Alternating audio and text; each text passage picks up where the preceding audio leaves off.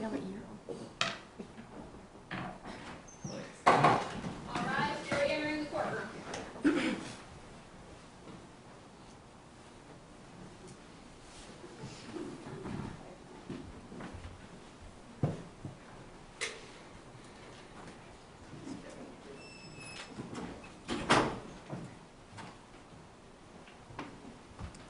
Everyone can be seated. You may continue, Ms. James, with the cross-examination. Thank you, Judge. When someone is in a stressful situation, they may have trouble with, like, I guess, perception in terms of the distance of things in front of them, right? Yes. Ms. James, did you Yes, look at ma'am. my- Oh, yes, sorry. Do you want me to repeat that, or was that? Okay.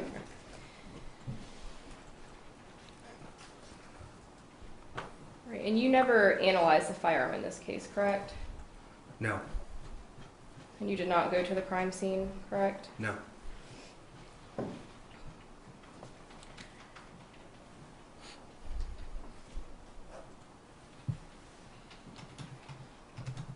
want to go to when you were talking about the second shot, or not this, I shouldn't call it a second shot since you can't testify about sequence, but the shot that goes into the ground. You'd agree that while AJ's on the ground at the defendant's feet, that it's hard to explain why he would have fired that second shot, right? Again, I think we're talking about a second shot. I don't know which one it was.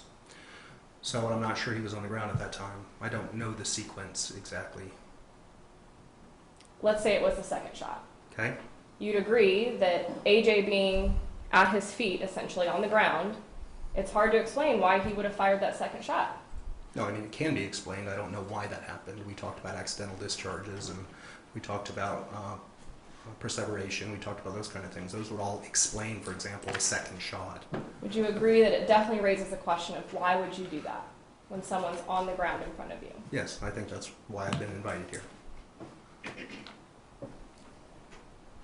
But you cannot render an opinion on whether the amount of force that he used was appropriate. I think that's what I heard you say on that's direct. that's an ultimate opinion. I think that should be left to the jury. And then you also, the shot to the face, you also, I assume, have the same position on whether that was an appropriate use of force. Yes.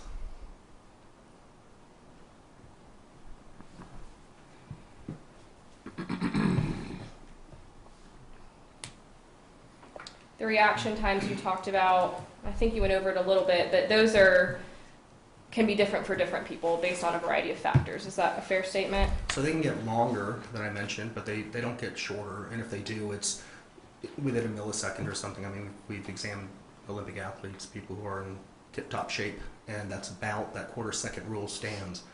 When you start adding stress, it can certainly get longer than that, but it doesn't get shorter. That reaction will always follow action. So is that a yes or a no to the question of whether individual factors would play into somebody's reaction time? Yes. Yes, the they answer is would. individual factors do play into it.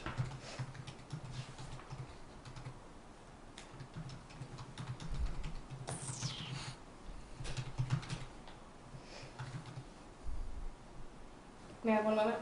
Take your time. I believe that's all I have for this witness. Thank you, Judge. Redirect. Briefly, Judge.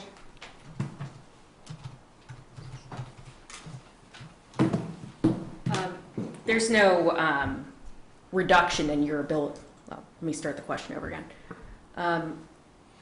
If someone's a family member, does that mean that you're not allowed to use reasonable force against them if they're attacking you? No. There's no rule that says if he's your son, you're not allowed to do it. No. Okay. That's all I have, Judge. All right. Mr. Dard, you may step down. Defense can call its next witness. Defense will call Michael Knox. Right. Wearing my denim white. Members of the jury, the next witness is going to be testifying over Zoom. If for any reason you are not able to see or hear clearly, please raise your hand The question and the answer will be repeated. Mr. Lawyer, same as well. If you cannot see or hear clearly, please raise your hand. The answer and question, or the question and answer will be repeated. Judge, may I just make sure they're recording? Yes.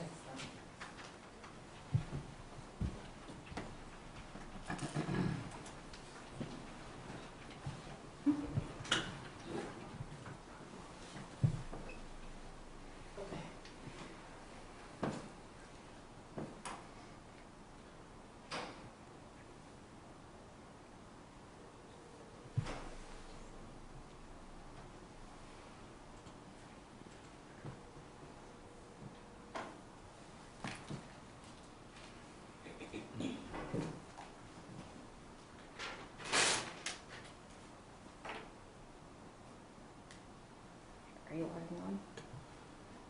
Yeah. Okay, great. I believe he'll be in the waiting room, I think. When he enters into the waiting room, you'll see it on the screen. Got it.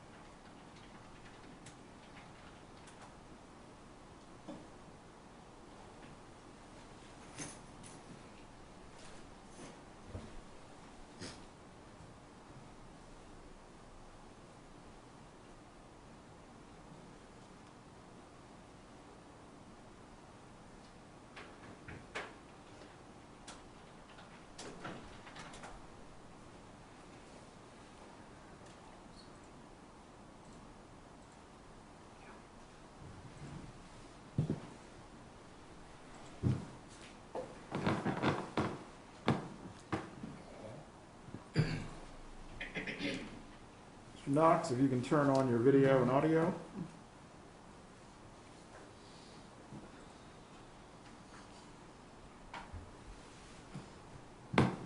Mr. Knox, please turn on your video and audio.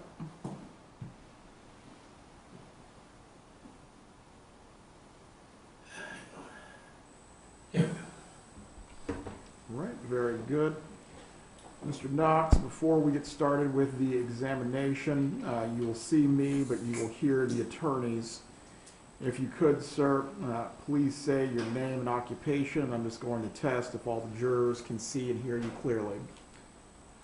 All right, my name is Michael Knox, that's K-N-O-X, and I'm a forensic consultant. If the jurors can hold up their right thumb if you're able to see and hear Mr. Knox clearly. Very good. Mr. Lawyer, are you able to see and hear Mr. Knox clearly? Very good. Ms. Bogenschutz, when you are ready, you can proceed with your examination. Is that okay, Judge? That Yes. I moved it to that? Okay. Okay. I know you can't see me, but you can hear me, right? Yes, I can. Okay.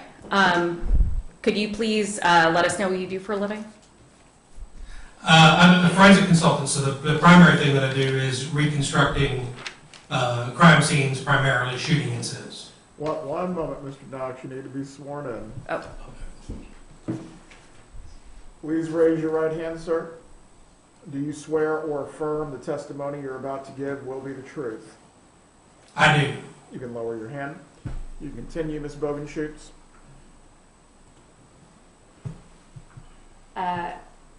Okay. Mr. Knox, what do you do for a living?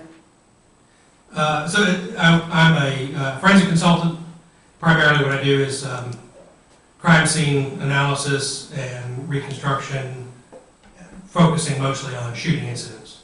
And currently, where are you?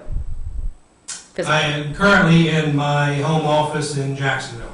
And can you explain to us why you're currently in your home office in Jacksonville as opposed to the courtroom? Well, just a couple of days ago, I started coming down with various symptoms, sinus and upper congestion and things like that that would not be prudent for me to come into a courtroom. Okay, so now can you kind of take us through your background that allows you to reconstruct shooting scenes? Sure. I'll start with my experience background, which is that I was a police officer and detective with the Jacksonville Sheriff's Office for 15 years. 10 of those years I was in the detective division, and 7 of those in the crime scene unit, and then the last 3 I was a traffic homicide investigator.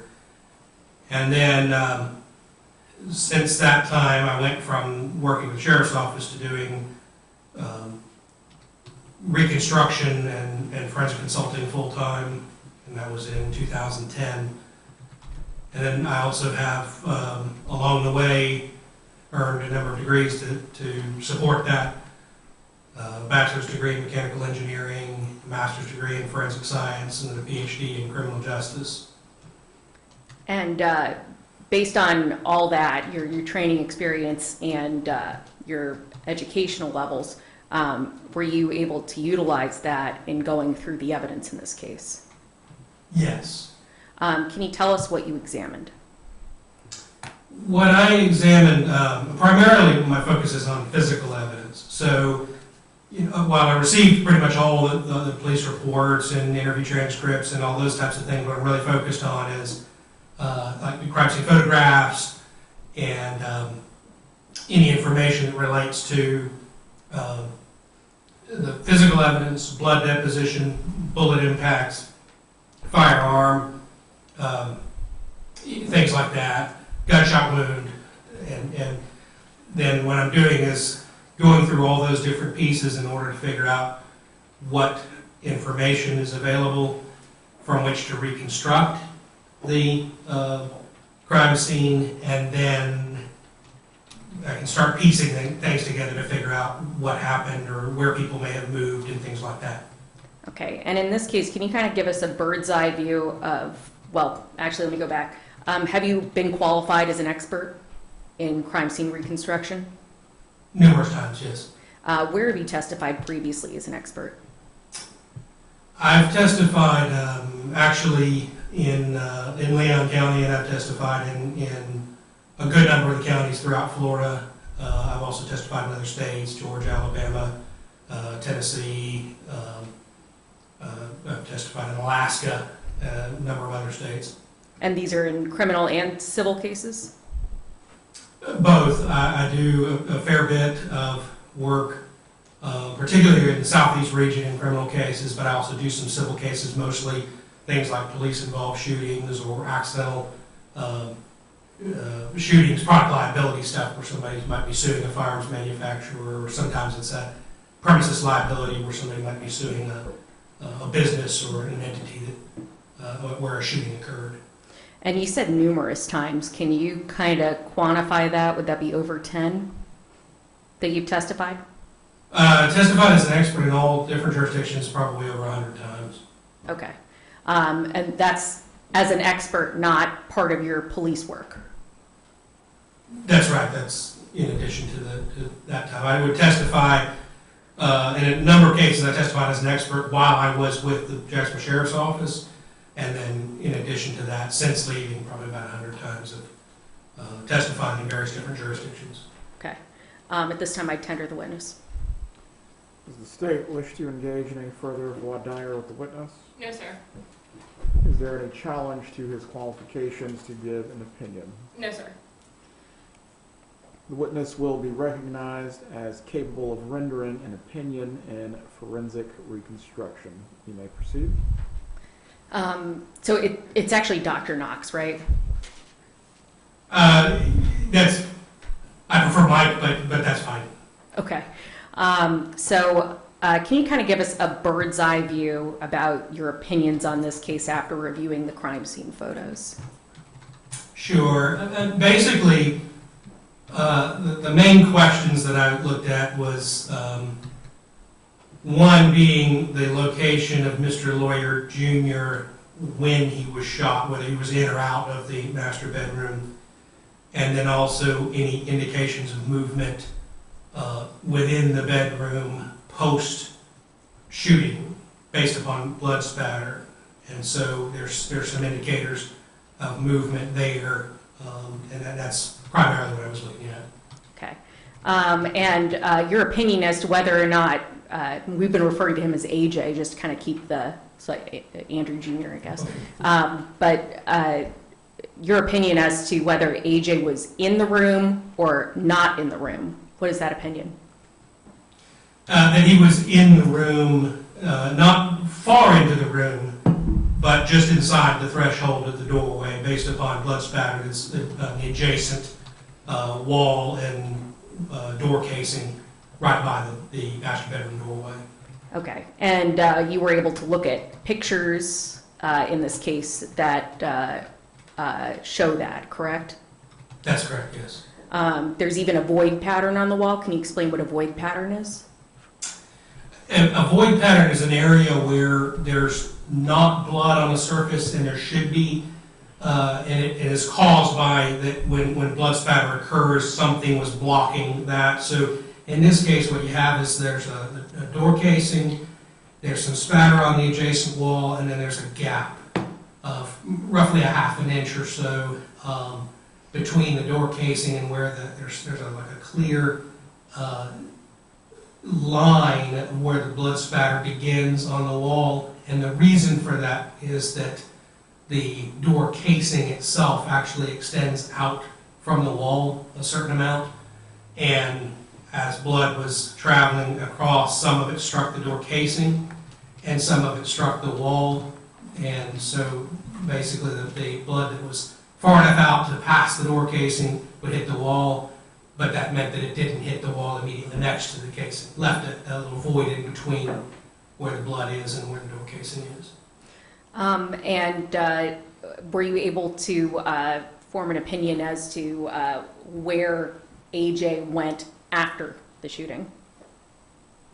Well, there's blood's basically dripped blood, so there's a fair amount of dripped blood, which on one end there's a small pool, an accumulation of dripped blood that's down by the foot of the bed on the floor, just past the foot of the bed. And then there are a number of blood drops that go from approximately in that area, some dripped onto the bedpost, and then there's dripped blood that continues all the way around the side of the bed up to the chest of drawers where the firearm was ultimately documented. So there's an open drawer at the top of the chest of drawers. The revolver was in that drawer. There's some dripped blood on the face of that drawer, and then on the floor, essentially kind of connecting the two areas, which would mean that he had bled for some time at the foot of the bed and then went to the chest of drawers, or from a strictly physical evidence standpoint, it could go the other way around. I can't really tell which direction, but they're connected, meaning that he would travel from one spot to the other spot, and that blood dripping at the foot of the bed means that he was in that location for at least some period of time while there was an accumulation, a good bit of blood dripping in one spot. Okay. And were you able to, you've never been to the crime scene, you've just examined the photos, correct? That's correct.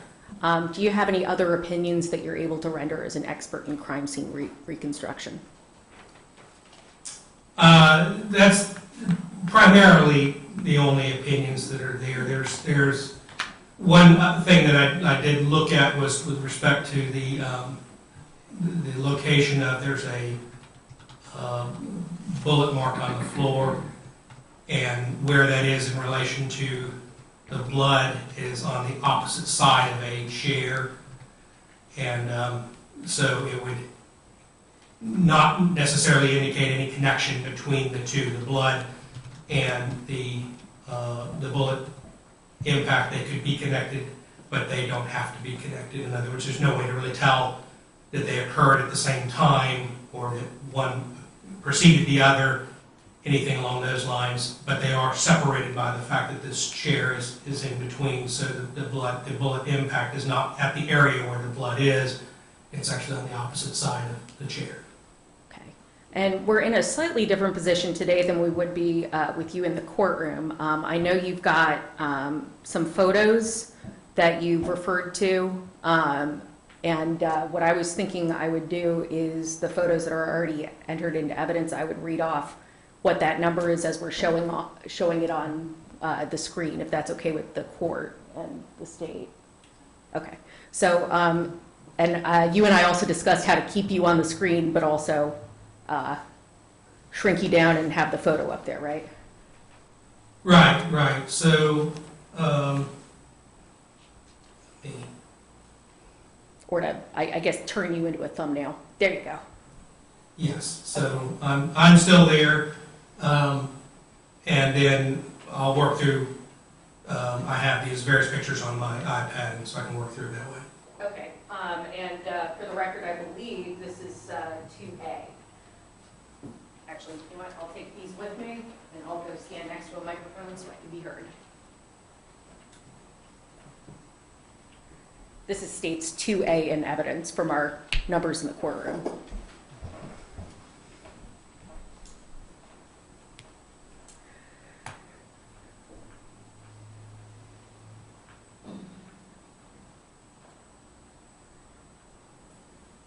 Okay, did you have something to say about this? Yeah. Yes. Oh, sorry. This photograph I've included in my slides mainly just as an orientation. This shows the residence from the outside to give at least an idea of what type of a house we're talking about here. Okay, so single story. And then this is the next photograph. I don't know if you have the photo number. I do. It's just going to take me one moment. I apparently didn't take all the photos. This is in the ambulance.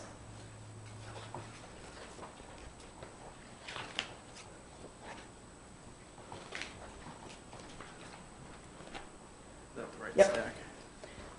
That is. This is 3A in evidence. Okay, in this photograph, the main reason why I've included this is because you can see the blood here on AJ's shirt. And of course, the main blood source would be this gunshot wound right here in his mouth. And one of the things you can see here was that this blood is actually flowing downward. So you have bleeding going on when his body is at least upright. And that it would be in addition to potential bleeding that could be done in other positions. So for example, if he went down to the floor, then you might not be dripping from the mouth to the shirt. If his body's leaned over, that could be where we're seeing blood on the floor, is particularly the pool of accumulation. And then as he gets up and moves around or anything like that, or sits up, then you're going to start seeing the blood going from the wound onto the shirt. Okay.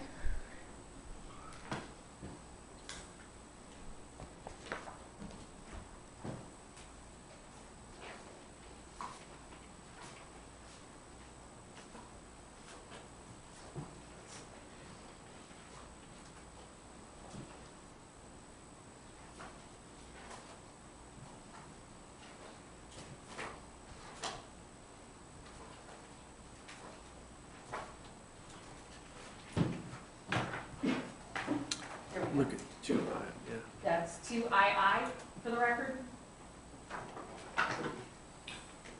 Okay, and this photograph just shows it's sort of an orientation photograph within the scene of where the master bedroom is, because some of the evidence here, like a blood spat right here next to the door, would be right around the corner here. So the camera view is in this photograph standing outside of the master bedroom, taking a photograph showing the interior. You can see a portion of the bed and so forth right there. Okay.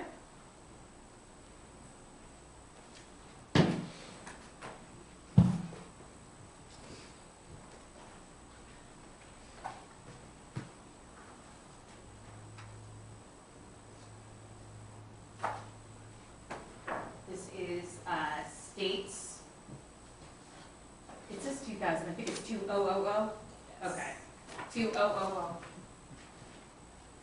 All right, and this photograph just shows the revolver in the drawer, but what I've particularly notated and pointing out is the fact that there's dripped blood stains on the front edge of this drawer.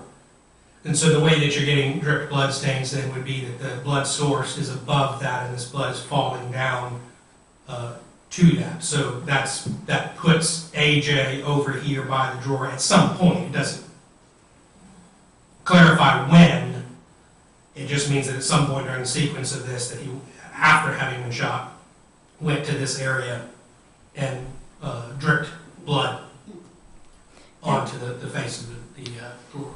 And you're designating it as dripped blood stains is to differentiate between the spatter, right?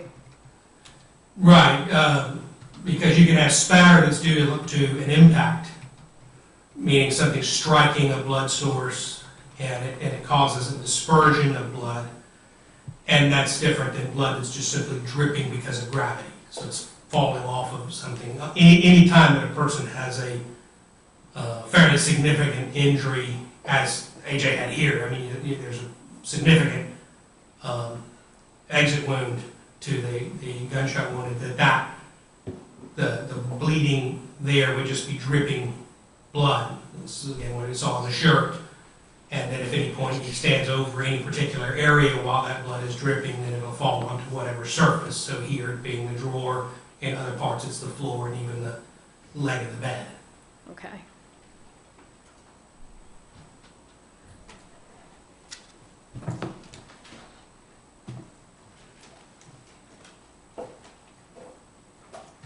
One second, I have an idea as to where these are. But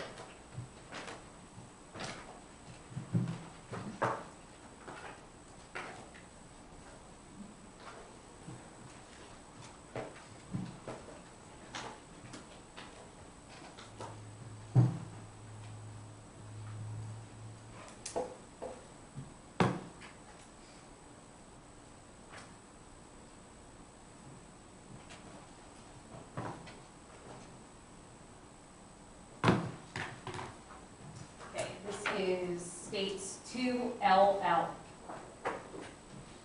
For the record. Okay, and this photograph here is just again to show more orientation. So the area that we just looked at, which is right over here, at the edge of the drawer, that there's blood there.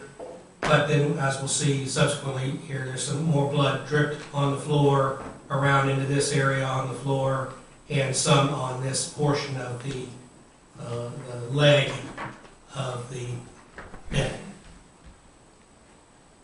Okay, and these pictures are kind of dark. Okay, there you go.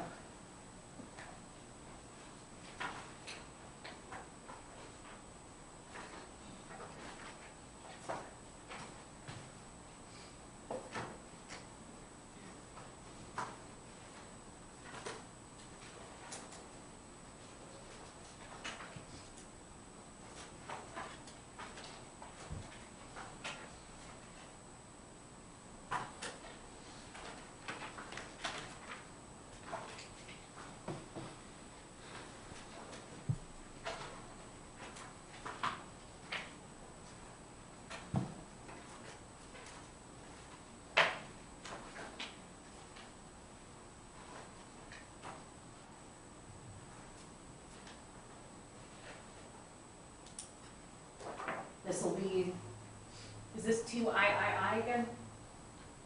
Yes. Yes. And so here in this photograph, you can actually see on the floor, all through this area and here, there's some right down here in this lower left corner of the photograph, over here in the, around the leg of the the bed as well as on the leg itself, particularly right here in this area.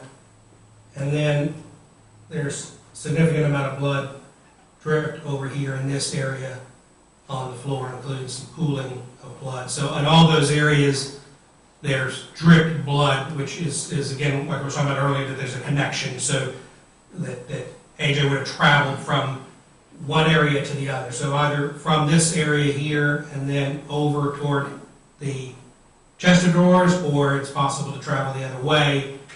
You just have a connection in it. There's a trail of blood essentially, but there's not anything indicated in it that would give direction or sequence of movement. Okay.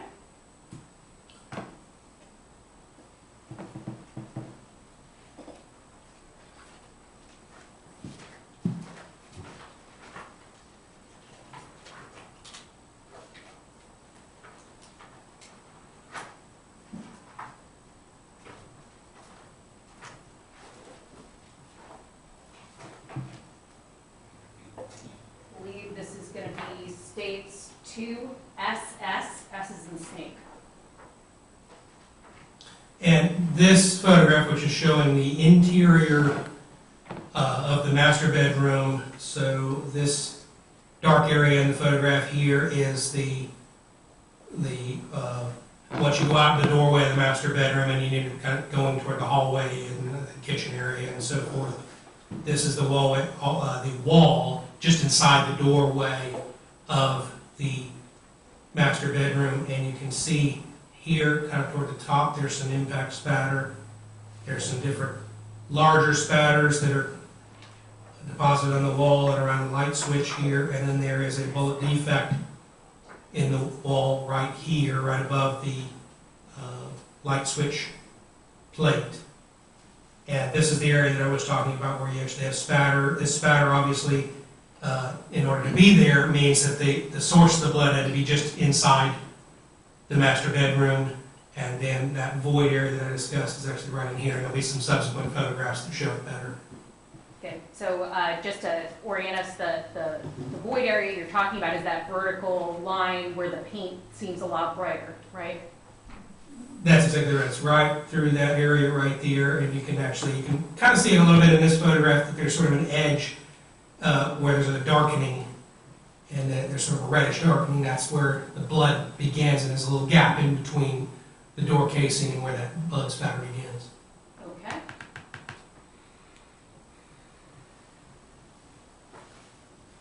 And this, this is actually just the previous photograph, but just a Detail. cropped view, a close-up area of it to show the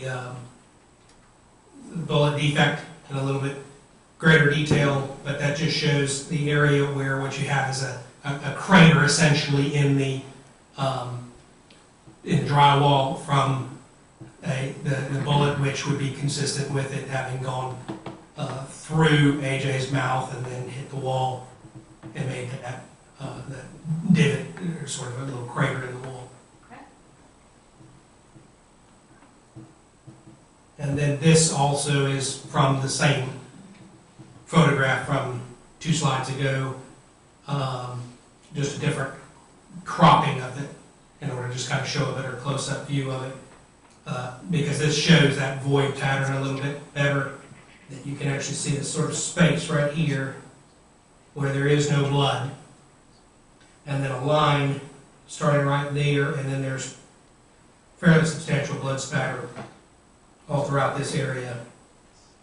And you can see the blood spatter on the door casing, which is what's happening. So the blood is coming, striking the door casing, and then some of it is passing, but because the casing actually protrudes from the wall a little bit, this little space right here gets no blood deposit.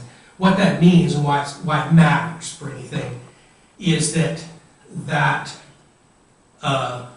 it just shows an angle. So it puts AJ inside the room, but basically just inside the threshold of the door. So if you were, say, further out into the room, out in front of this wall over in this area, then we wouldn't see that because the spatter would hit coming in this way. But because it's coming across the door casing, and the door casing is sort of blocking it, then it puts in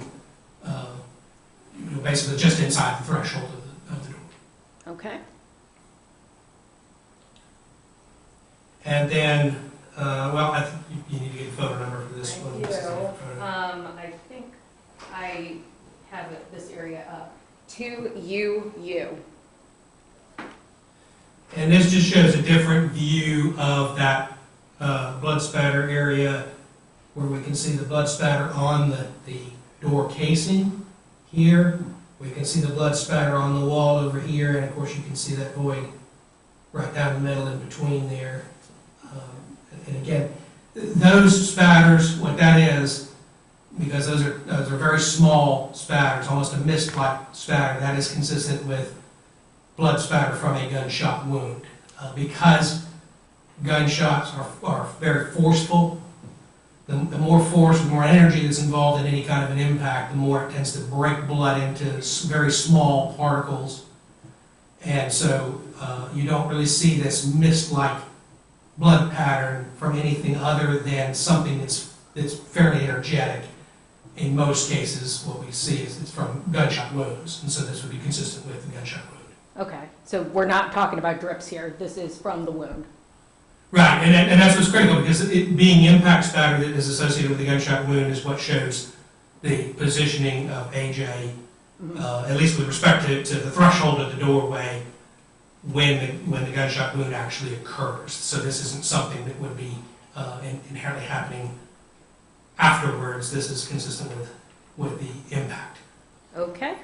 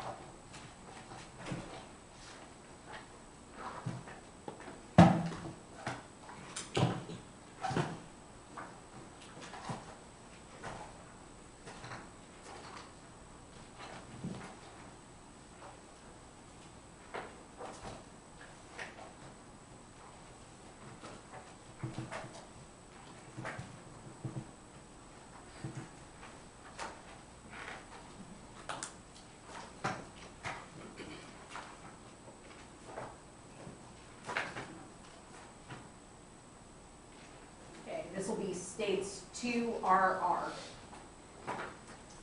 And this photograph mainly, again, for some orientation of understanding where things are in the room, because we had, as I mentioned, drip blood kind of down in this area on the floor and out of the photograph. I mentioned the chair right there. The chair sort of shows up here.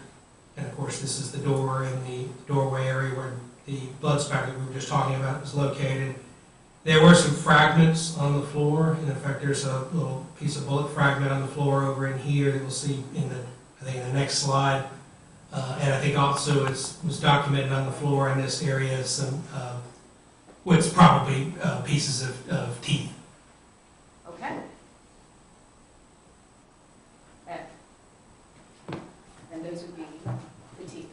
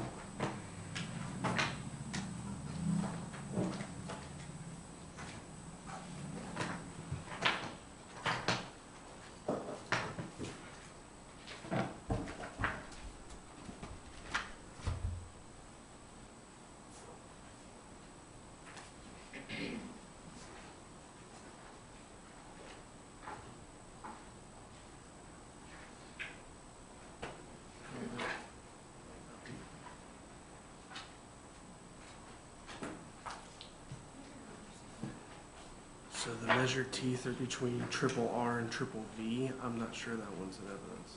Okay.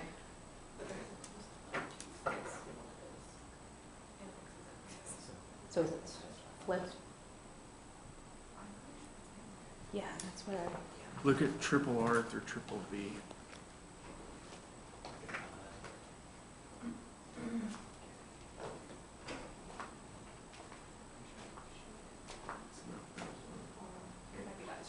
Oh, is it?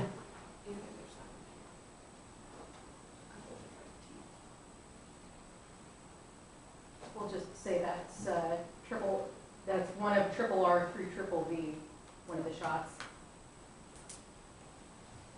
Okay, and this is just showing one of the bullet fragments, and then I think the subsequent photograph actually showed where that bullet fragment is, but it's on the floor next to that entertainment center.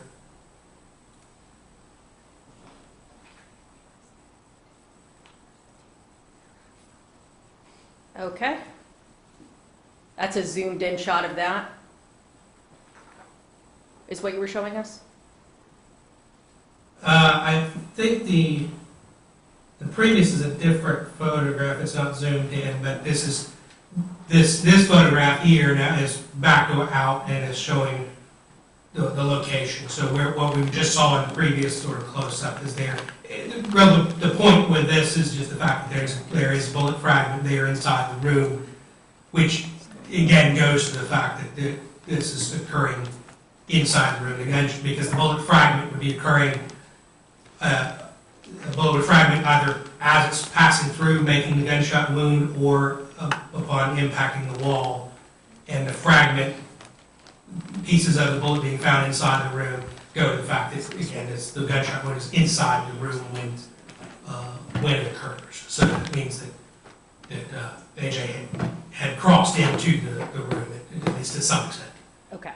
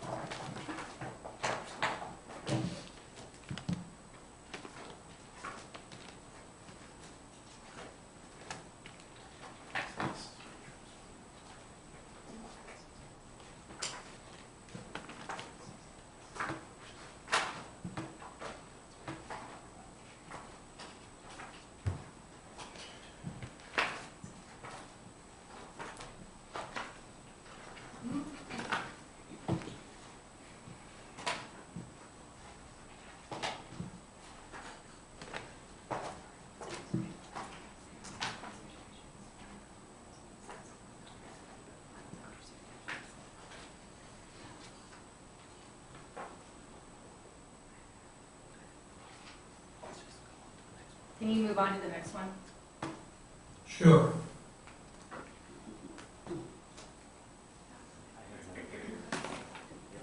And the next several that I have here is just showing the revolver. It may not really be particularly important. Okay.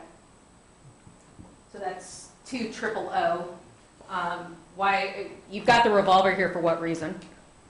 Mainly just in terms of looking at everything that took place to understand that this is the firearm that's involved, that it is a revolver and the nature of the firearm that it is. And I think subsequently it showed just the cylinder showing that there are 2 powder cartridge cases in the cylinder. Gotcha. If we could skip through the gun and move on just a little bit. Okay.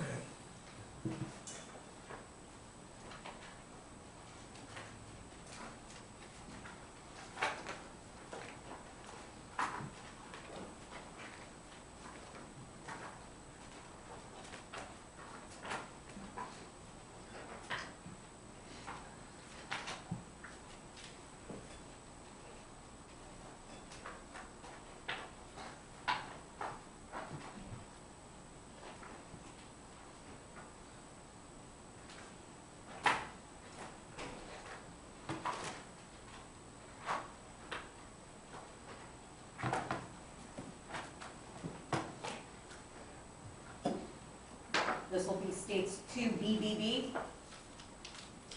And this photograph, the primary thing that it shows is that there's this area of pooled blood here, showed up in some of the previous photographs. And then there's a bullet defect back here, just showing the separation between the two. But this area of pooled blood, as I described before, would be where the wound was over that for some period of time. When I say period of time, we can be talking seconds, but long enough to be dripping repeatedly, not just, as in some of the other areas where you just have brief dripping. This area we have quite a bit of accumulation, which means that it's consistent with, for example, AJ going down and falling on the floor. What position exactly he's in, you can't tell. It's just that the blood source, which would be his wound, has to be above that area of the floor, and it's dripping off of there onto the floor. Okay. Is that a close-up or is that a different pit? I believe that's a different photograph.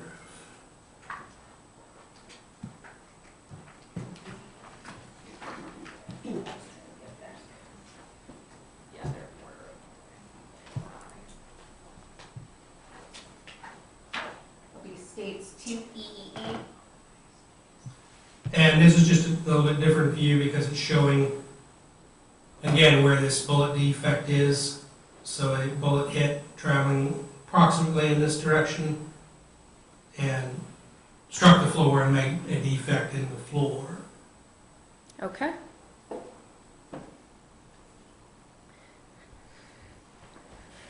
Okay, this one is going to be, one sec. This will be states 3B as in boy in evidence. Okay, and this is just showing one of the views of the actual gunshot wound. Obviously, you have a very large wound here, as well as a laceration across the lip, which is consistent with a bullet traveling across the lip and then coming through the face that way. Okay.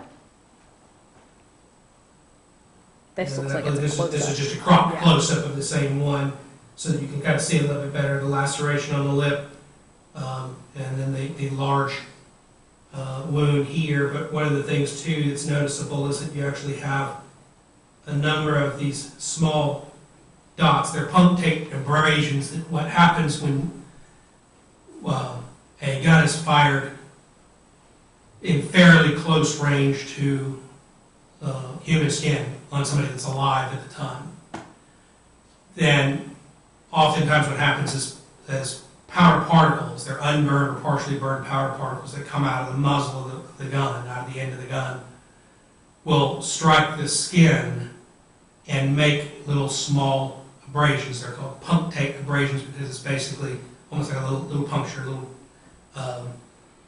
piece of material that strikes the skin and just makes a little small abrasion. And that's typically called stippling. It have a reddish color to them because it's actually an abrasion to the skin. And so there's a lot of that present here on the left cheek, left side of the nose, which is consistent with the firearm having been fired from the left side of the face toward the right side of the face. So in other words, in this direction, like so that the bullet would hit the lip here, continue through, and then exit out of this area, and the punctate abrasions around through the cheek in there are from the powder particles from the muzzle.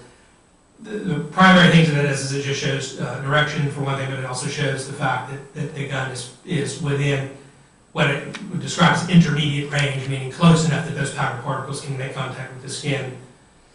What exactly that range is in terms of a number depends on a number of different variables that we don't really have the information for here.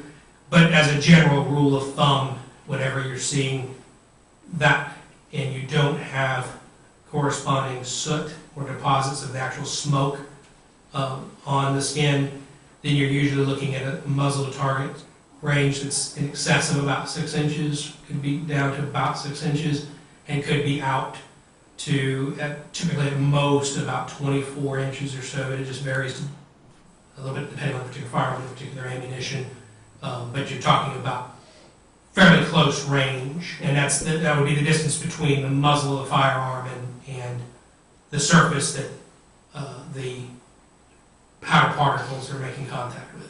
Okay, so 6 inches to 2 feet, something in there. Something like that, yes. Okay.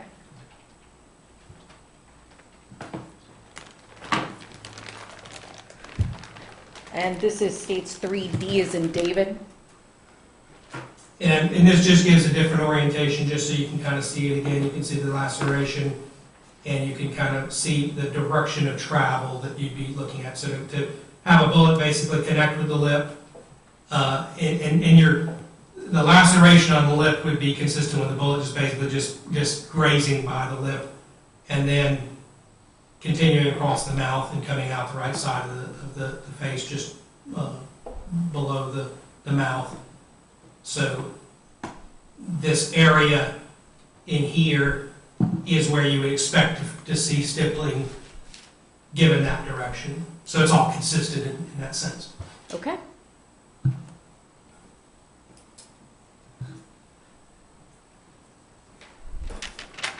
And this is states 3E as in Edward. And this is just another view just to kind of see that this exit wound on this side.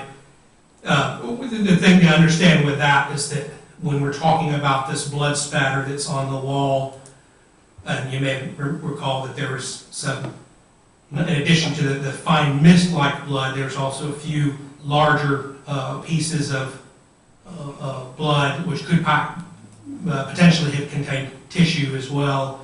It's all consistent with coming out of the exit side of the gunshot wound. So what that means is it's what we call forward spatter. It's going in the direction that the bullet was traveling, the direction of force that's being applied there, as opposed to sometimes you can get what's called back spatter, where the spatter comes back in the direction of a firearm and can get on a gun or on a person's hands if they're shooting the gun. But the spatter that we're seeing here on the wall in the master bedroom would be forward spatter coming from that exit wound, and this you can see from the size of the wound and understand why there would be a good bit of blood coming off of that as the bullet passed through. Okay. And that's at the end of the slides there. So.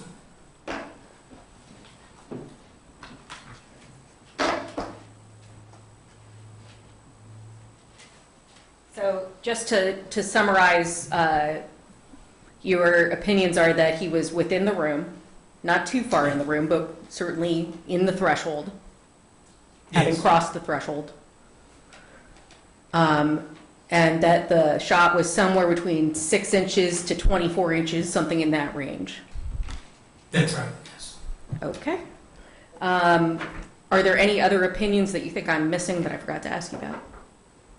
I don't think so. Okay. And at this time, and we'll leave the screen up here. I'll let the state go. You want the pictures? Yeah. Okay.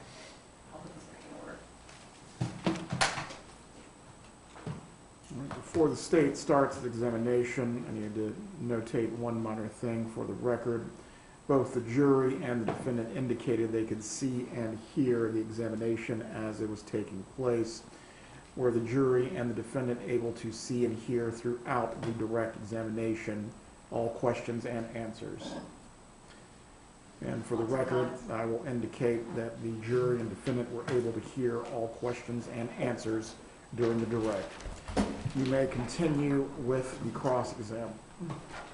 Thank you, Judge. Good afternoon, Mr. Knox. Good afternoon.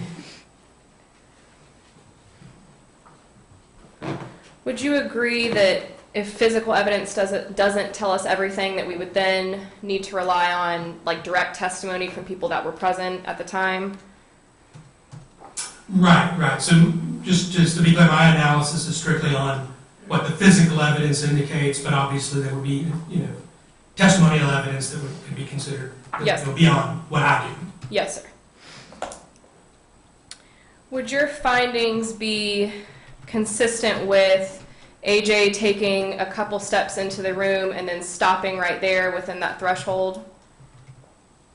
That's possible. All that you can tell from it is where he's located at the moment that the bullet strikes, but what movement he had made leading up to that there's no physical evidence that would indicate that. So I couldn't tell you whether he had been standing in place, whether he was walking, running, jumping, moving. None of that I would be able to see. Just that at the moment that the shot was fired, that the gunshot wound is just inside the threshold. So it would be consistent, or could be consistent, with him taking a couple steps in and stopping right there at the time that the shot is fired. It could be, yes. And is your opinion, or based on your opinion, could it also be consistent that after the shot is fired, AJ falls down to the floor where that pooling of blood is that we saw, and then gets up and walks over towards where that dresser is that we saw? Yes. And are you aware that there's a door to exit that room over by that dresser? It goes like into the bathroom? Yeah, I mean, I knew there's some other door over there, but I couldn't tell you where it leads to. Okay.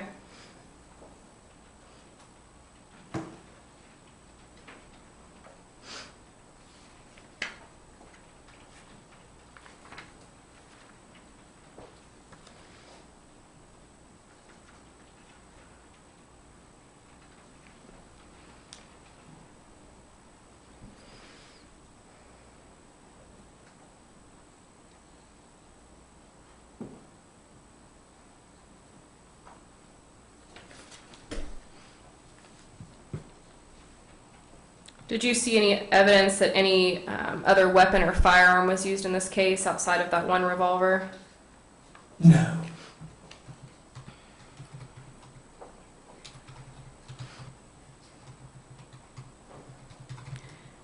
The defect, you had an arrow pointing to it saying that was a bullet defect, and this came out during the trial, which I don't know if you're made aware, but that defect, it's possible that that was already in the wall, correct?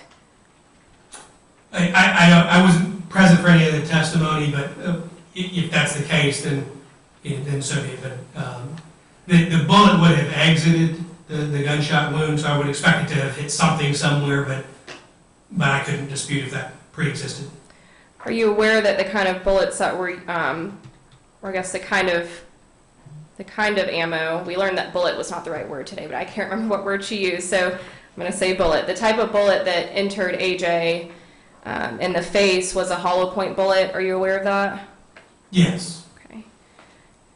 And are you aware that it kind of exploded somewhat in his mouth when it hit his jaw?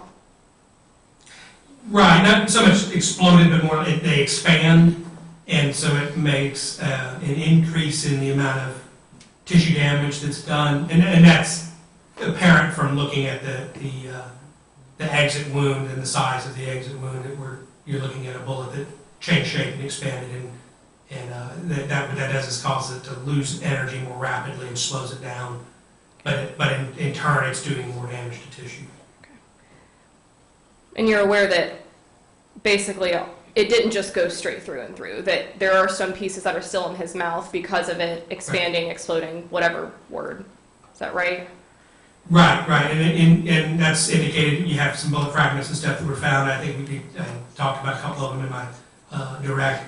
And that's not uncommon. So basically what happens is the bullet is coming apart because of the amount of change in energy you're taking. It's traveling quite rapidly, slowing it down rapidly, and it starts to just peel things off and break parts off, and then you'll end up with fragmenting. That's fairly typical to find fragments through a bullet track and then deposited in different areas at a scene or in somebody's clothing or things like that.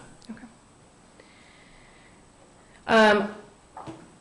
I thought I heard you say that your determination, and I guess correct me if I'm wrong, but it seems like there's not an exact number that you're able to determine that the muzzle was from his face. There's a range, but there's not like an exact amount of feet that we can say.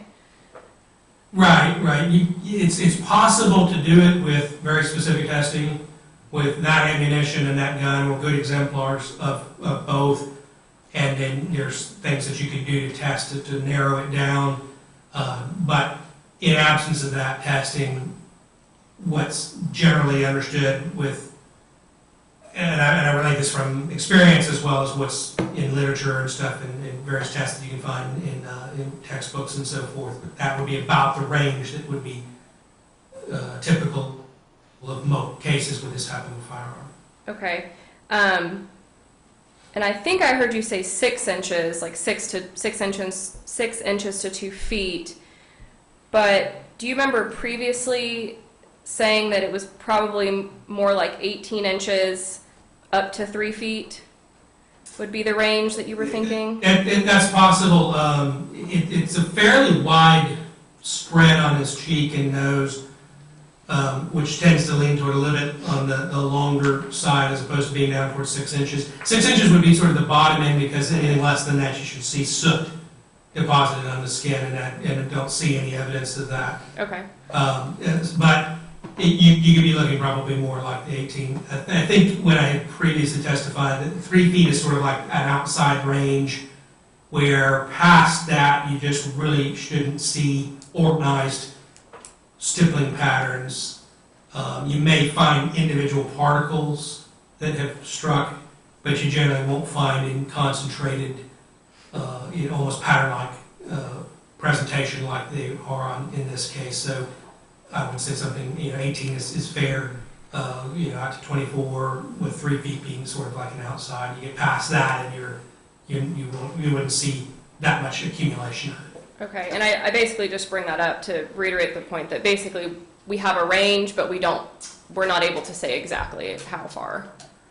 Right, and it's always important to remember that we're talking about muzzle Right. target is the way it's described. So when we think of those distances, you're talking about how far the gun would be from the wound, Right. not necessarily distances between people.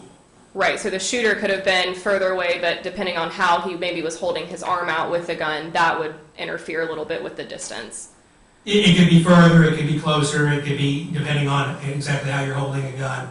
So obviously if somebody's holding a gun extended out, then their body's further away than the gun is. If somebody's holding a gun retracted back, then their body, you can actually have a hand out further than the gun. So there are a lot of variables in that. But in terms of muzzle to target distance, then I think what we described is a fair range. It just doesn't pinpoint it. Okay, all right, I don't have any further questions. Thank you. Ew. Was the jury able to clearly see and hear all questions and responses during the cross-examination? For the record, I will notate what took place. Was the defendant able to see and hear clearly all questions during cross? And I will notate that for the record as well. Is there any redirect? No, Your Honor.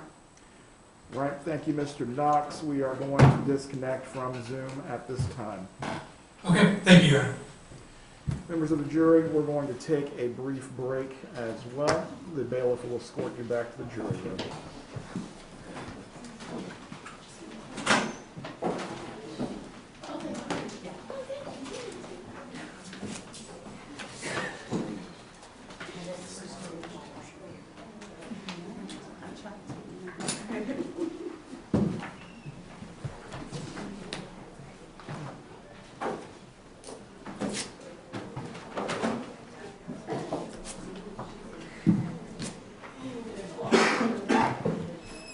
You all may be seated. Also, I will note for the record as well, although the witness indicated he was suffering through some minor illness, he was able to communicate clearly and testify competently as to the subject matter he was called for. All right, Mr. Davis, do we need to discuss at this time whether your client will testify? Yes, Your Honor. Mr. You want to have Lawyer? him come up to the podium? Yep, you can come on up. Please raise your right hand, Mr. Lawyer. Do you swear or affirm the testimony you're about to give will be the truth? Yes, sir. You can lower your hand. Mr. Lawyer, have you had the opportunity to discuss with your attorneys if you will testify during the trial? Yes, sir. Do you need any additional time to discuss whether you wish to testify? No, sir. Have you made up your mind? Yes, sir. And what is your decision? That I will testify. Do you understand, Mr. Lawyer, that you will be subject to cross-examination? Yes, sir. Do you understand there are advantages and disadvantages to giving up your right to remain silent? Yes, sir. Do you need any additional time to discuss being cross-examined or what you're giving up concerning the right to remain silent with your attorneys? No, sir. You are firm in your decision. Yes, sir. The reason I'm asking you these questions in this way is because you do not get a second chance to make this decision. Yes, sir. You are absolutely certain. Correct, sir. Very good. You can be seated. Do we have any other matters to address before the defendant takes the stand? I just need to use the bathroom really quick, but other than that, I'm ready. All right. I We'll get believe I got those back. We'll get started again at 3:05.